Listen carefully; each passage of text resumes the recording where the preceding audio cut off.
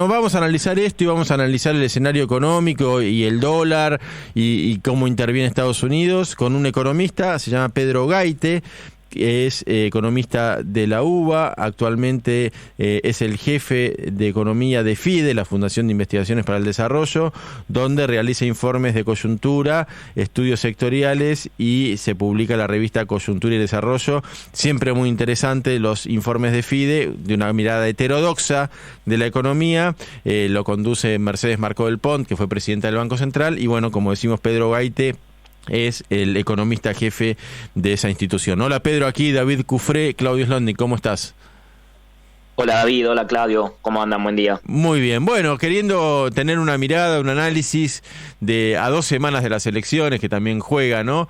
De este momento económico, de la intervención de Estados Unidos tan sorpresiva, inusual, inédita en el mercado de cambios argentino. Y bueno, en principio preguntarte qué imaginás, si lo que estamos viendo, imaginando todos, que es una película hasta el 26 y el 27 se viene otro escenario. Sí, a ver, lo que está pasando me parece que tiene sentido pensarlo en 3 líneas, podríamos decir. Una, ¿qué pasa de acá a las elecciones? Porque 2 semanas en esta Argentina es un montón de tiempo. ¿Qué pasa después de las elecciones en términos macroeconómicos, en particular en el plano cambiario, que me parece que es la gran duda y donde se define la situación macroeconómica de la Argentina? ¿Qué pasa con el dólar? Y después, ¿qué pasa en el largo plazo y en términos más estructurales y qué implica este rescate, entre comillas, de los Estados Unidos, si es una solución a nuestros problemas o si profundiza los problemas que tenemos? De acá a las elecciones me parece que la clave es entender si esto puede calmar las expectativas de evaluación, porque lo que venimos viendo hace aproximadamente un mes es la fuga de capitales, la dolarización de carteras disparada, básicamente porque el mercado cree que después de las elecciones hay una corrección cambiaria que es necesaria, porque la Argentina lo que necesita es acumular reservas y con este tipo de cambio no puede hacerlo. Ahora, si quieren, podemos discutir un poquito más por qué. Ese es el análisis que hago. Pero la cuestión acá es si este apoyo de los Estados Unidos te va a permitir sostener el dólar barato, digamos. Y ahí la cuestión es, por un lado, ¿cuánto está dispuesto a intervenir el Tesoro? Porque por ahora, o sea, es una señal muy fuerte que el Tesoro de los Estados Unidos intervenga en el mercado cambiario argentino, pero hay que ver cuántos dólares está dispuesto a poner para sostener un dólar barato. Y después, ¿qué va a pasar con el swap? Que creo es lo más concreto. Sabemos que va a haber un swap, aparentemente por 20.000 millones de dólares, pero las dudas ahí siguen siendo un montón. Claro. Principal, ¿cuándo llega? ¿Llega antes de las elecciones o llega después de las elecciones?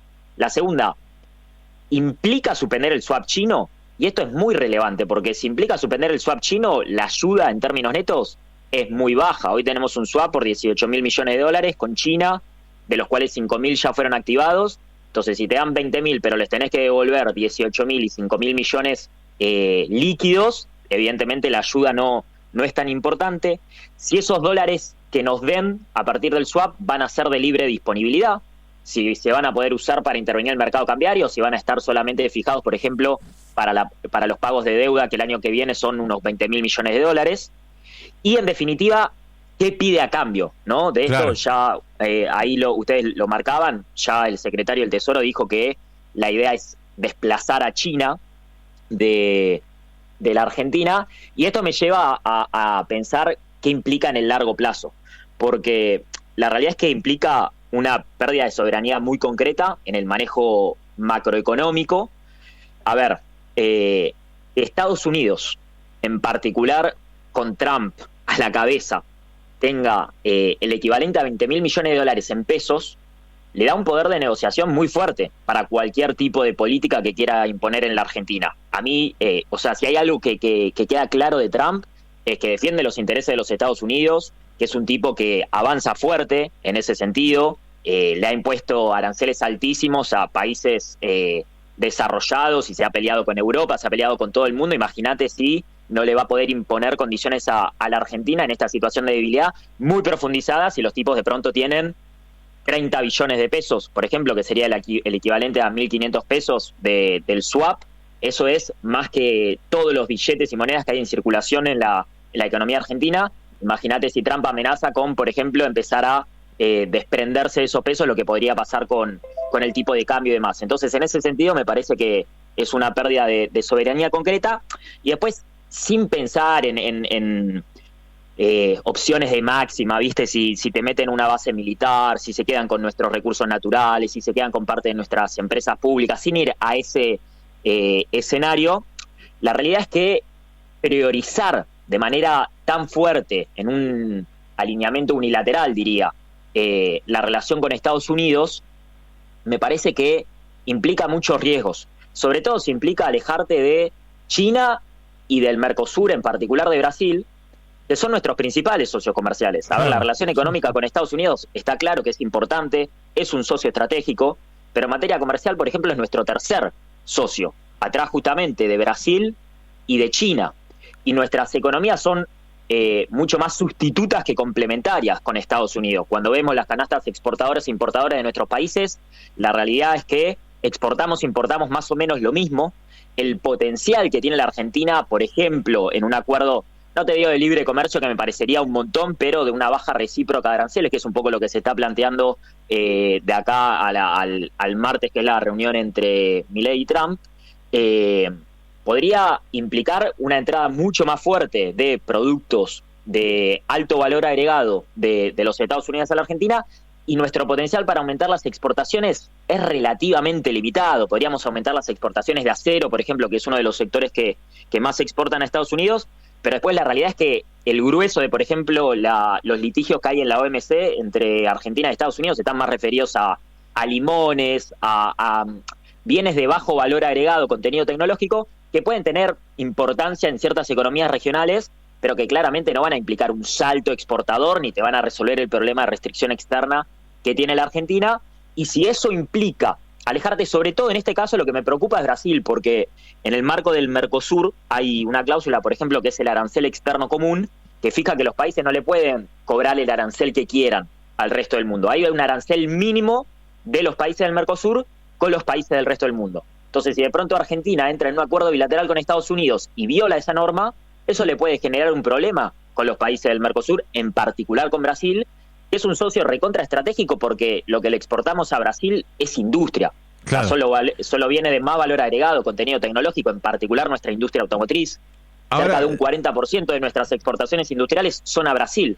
Entonces, si esto implica corrernos de Brasil, de China, y priorizar tanto, así, de manera unilateral, la relación con Estados Unidos, me parece que hay un riesgo de mayor reprimarización, en definitiva, de nuestra estructura productiva. Ahora, digamos, la impresión que me da es como cuando uno está ahogado y vas al banco y ya no te presta más el banco y tenés deudas, y entonces vas al de la cueva, y el de la cueva te impone condiciones leoninas, te impone las condiciones del ahogo financiero que vos tenés y tenés que salvar, y si bueno, escúchame, dame la escritura de tu casa, hipotecá tu casa, y empezás a arriesgar cosas de fondo, cosas que llevan generaciones, que llevan décadas después transformar. Me parece es un poco para dimensionar un poco el riesgo de lo que estás contando, me parece un poco esta figura, no sé si exagero o no.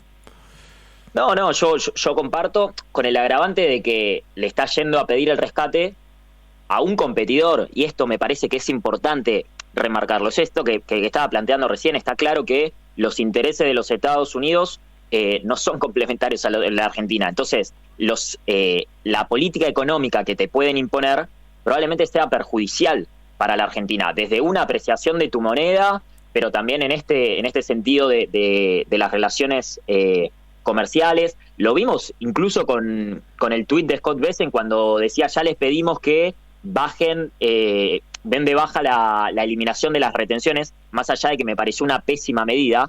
Es una muestra de que los tipos de pronto se meten en tu política económica y te determinan qué hacer en materia fiscal, en materia tributaria, en materia cambiaria, y eso es un problema, porque Argentina no puede desprenderse o subordinarse a la voluntad de los Estados Unidos para determinar su política económica.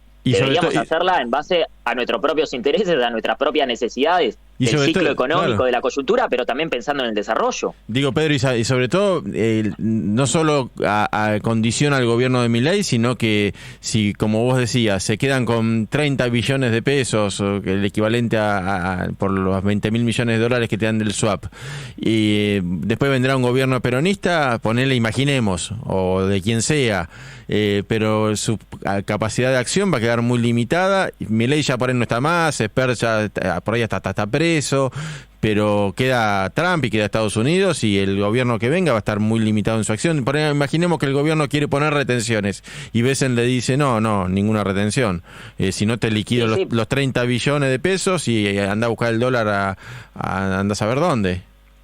Evidentemente, sí, le estás dando eso, muchísimo más poder de negociación, te estás dando una posibilidad de que te aprieten para imponerte condiciones y políticas que probablemente no sean las que necesita el país para crecer y desarrollarse, y eso independientemente del gobierno, porque, y a ver, tampoco es que a Milei no se lo van a imponer, claro, sí, pero Milei está reentregado, nos entrega, pero después viene otro gobierno y queda con exacto, el compromiso. Que se quiere plantar, que quiere hacer política de desarrollo, política industrial, política de ciencia y tecnología, aumentar el gasto en salud, en educación, reactivar la obra pública, etcétera, y los tipos te dicen no, o llegan inversiones extranjeras de países a los que no les gusta, por ejemplo China, que tiene un potencial enorme para invertir en el país, en minería, en el sector energético, ya lo estamos viendo, buena parte de los proyectos presentados en el marco del RIGI son de empresas chinas, algunos ya se dieron de bajo por este alineamiento geopolítico unilateral, pero eso se puede profundizar y van a tener de nuevo el as de espadas bajo la manga los Estados Unidos para decirte,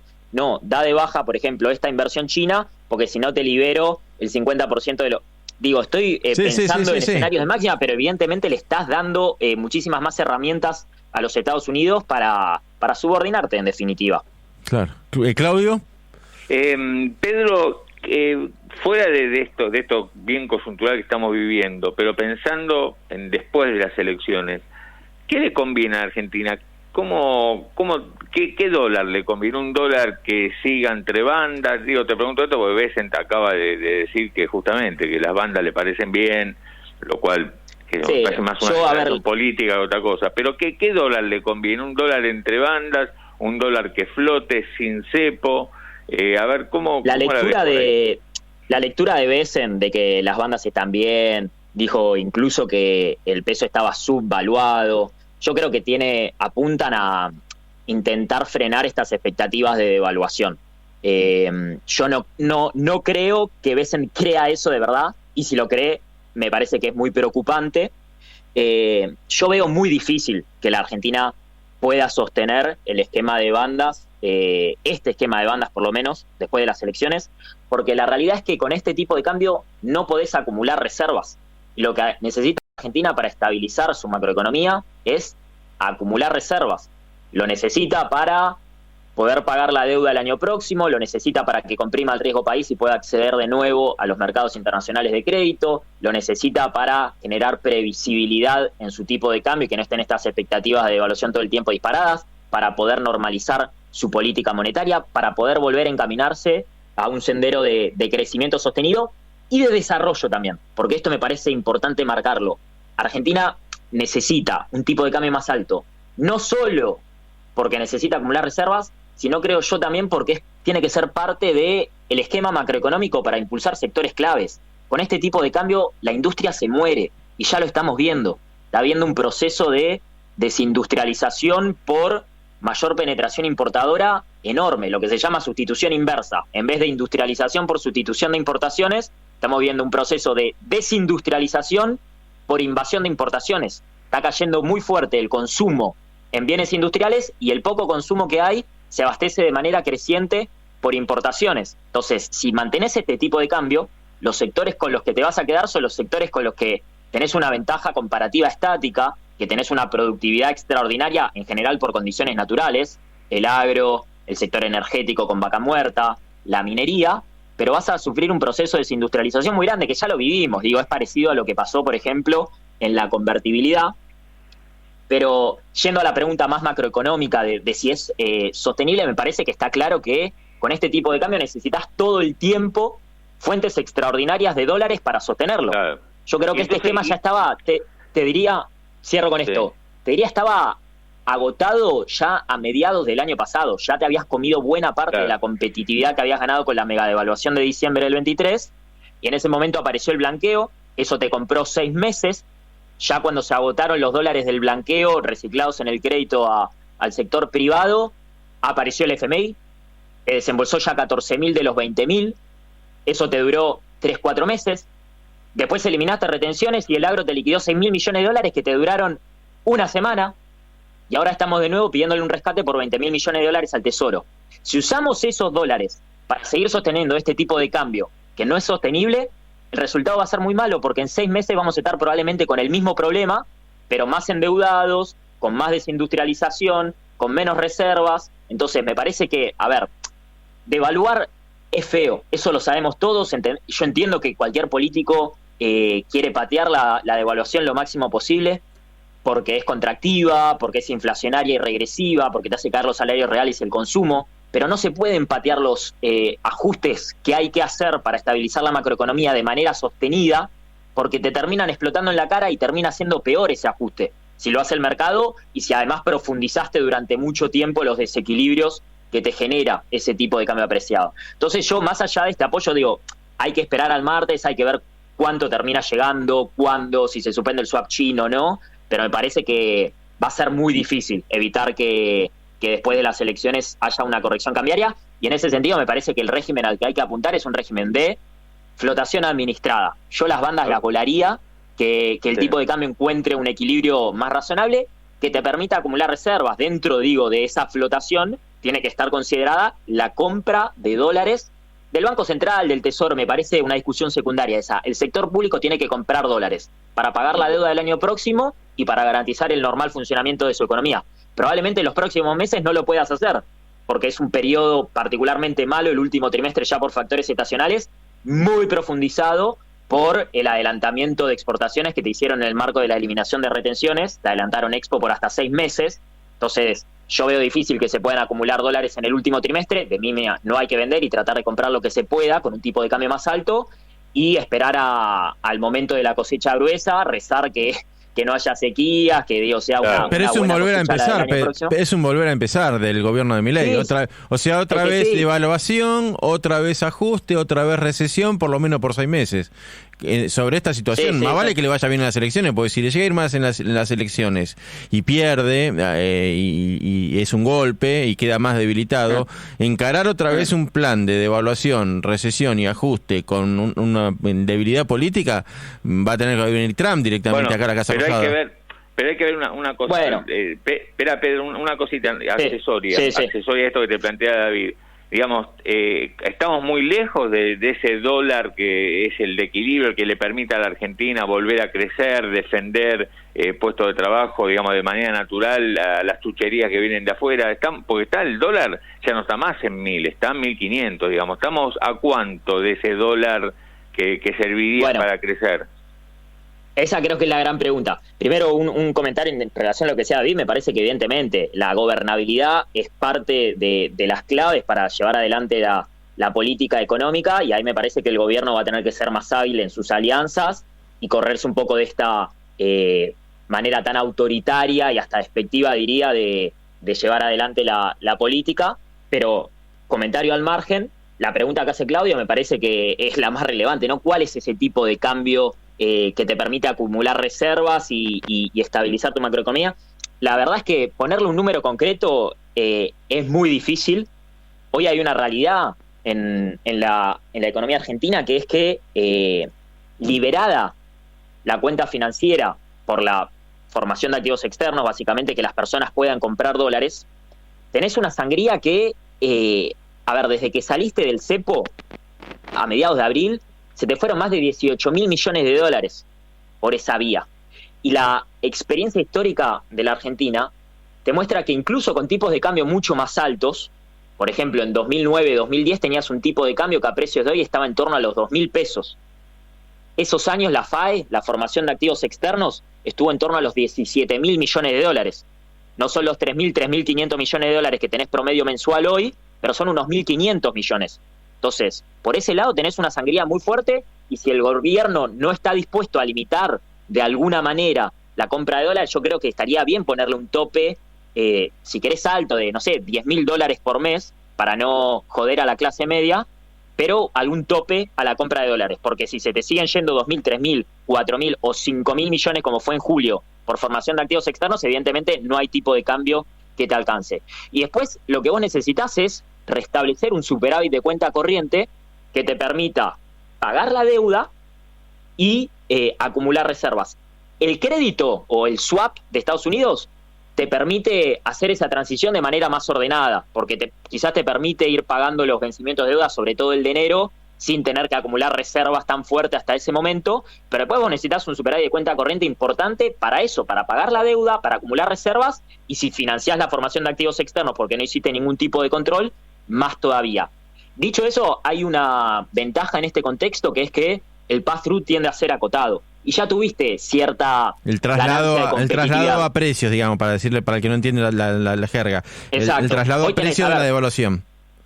Hoy tenés un tipo de cambio que está más o menos en los niveles de la salida del cepo de Macri. Allá por diciembre de 2015, el tipo de cambio real hoy está en esos valores. Ese era un tipo de cambio que supuestamente era el de equilibrio del mercado, como para tener una referencia. ¿Eso significa que está bien? No, no está bien, porque estamos viendo que con este tipo de cambio no acumulás reservas. Pero con una corrección cambiaria, a ver, de nuevo, no me gusta decir números porque después pueden pasar tantas cosas en la Argentina que ya no se puede medir simplemente por cuestiones de productividad, de los fundamentales. Hay un montón, o sea, si tenés una FAI, como digo, de 3.000 millones de dólares por mes, nada te alcanza. Pero un tipo de cambio en torno a un 20-30% más competitivo que el actual, con un traspaso a precios bajo, que hoy es bajo básicamente porque la actividad está muy baja, digo, hay muy poco consumo, los empresarios no venden, la industria está operando por abajo del 60% de su capacidad instalada. Entonces, aunque por las malas razones, hoy tenés una ventaja para hacer una corrección cambiaria y que eso no sea tan inflacionario, contractivo y regresivo. Y si tenés traspaso a precio fuerte, también están las herramientas siempre de la coordinación de precios y salarios, que para el gobierno es mala palabra, pero después las termina usando, porque termina influyendo en las expectativas, termina poniendo controles de precios, termina usando el salario como ancla nominal. Entonces, el gobierno demostró en algunas cosas ser mucho más pragmático de lo que dice. Bueno, si tenés una disparada a precios más alta de la conveniente por la devaluación que es necesaria, están esas herramientas para que el costo no lo terminen pagando como siempre los trabajadores. Pero yendo en concreto a la pregunta de Claudio, yo creo que un tipo de cambio, un 30%, por ejemplo, en términos reales más alto que el que tenés hoy, te permite restablecer un superávit de cuenta corriente, empezar a acumular reservas de a poco, aprovechar el swap de los Estados Unidos para hacer una transición más ordenada en ese sentido, y después lo que hay que hacer es política productiva y política del desarrollo para que ese tipo de cambio sea el que te permite desarrollarte. Claro. Porque, a ver, si está claro que la competitividad genuina no la ganás devaluando. Claro, sí. Invirtiendo en ciencia y tecnología, haciendo exacto, eso es lo que tiene que hacer Argentina. Si vas a hacer el mismo programa que hicieron hasta ahora, con apertura importadora, con fuga por compra de los minoristas y demás, vas a terminar en 5 meses con otra devaluación y es un volver a empezar constante. Pedro, tenemos que seguir con el programa con otras cosas y te agradecemos muchísimo la charla. La verdad, no le esquivaste ninguna pregunta y ha sido muy interesante. Bueno, gracias a ustedes por el contacto. Que tengan buen día. Buen día, un abrazo grande. Estábamos en comunicación con Pedro Gaite, economista jefe de FIDE.